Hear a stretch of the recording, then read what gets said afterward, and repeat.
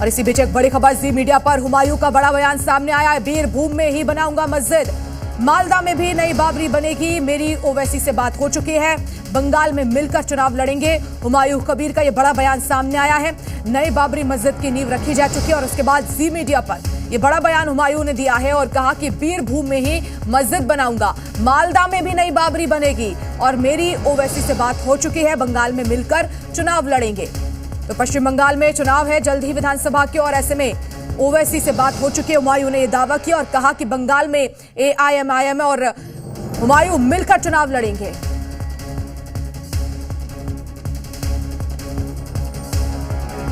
बड़ी खबर इस वक्त आपको बता दें, बंगाल में मिलकर चुनाव लड़ेंगे। हुमायूं कबीर पिछले कई समय से चर्चाओं में है।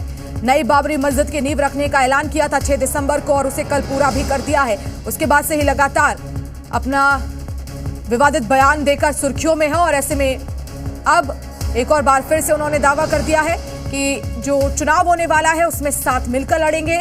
ओवैसी से बात हुई है, बंगाल में मिलकर चुनाव लड़ेंगे और मालदा में भी बाबरी मस्जिद बनेगी। तो जी मीडिया पर हुमायूं ने बड़ा बयान दिया है। लगातार जी मीडिया से हुमायूं कबीर बात कर रहे हैं, नए खुलासे कर रहे हैं और अब एक बार फिर से विधानसभा चुनाव को लेकर कह दिया है कि बंगाल में मिलकर चुनाव लड़ेंगे ओवैसी और हुमायूं। तो अब देखना होगा कि आखिर किस तरह के यहां पर समीकरण बैठे नजर आएंगे।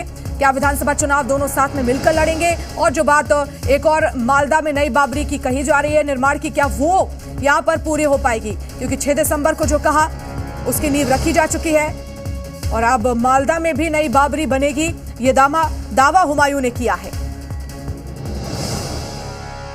साफ है कि अब टीएमसी से ममता बनर्जी से सीधी लड़ाई आपकी, सीधी लड़ाई होगी।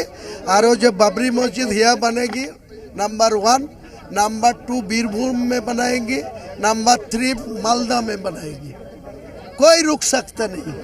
अब मतलब पूरे बंगाल में बनेगा, हर जगह बनेगा। बंगाल में कोई होगा नहीं न होगा। मैं मुर्शिदाबाद में बेलडंगा में जमींदारी लेके बनाने के बाद फिर दूसरा रामपुरहाट में बीरभूम में कोई अच्छा जाएगा लेके वहाँ भी एक बनाएंगे, मालदा में भी एक बनाएंगे।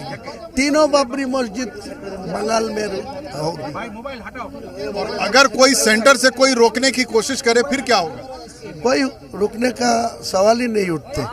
ये मेरा संविधान को सम्मान करके ये मस्जिद बनाएगी।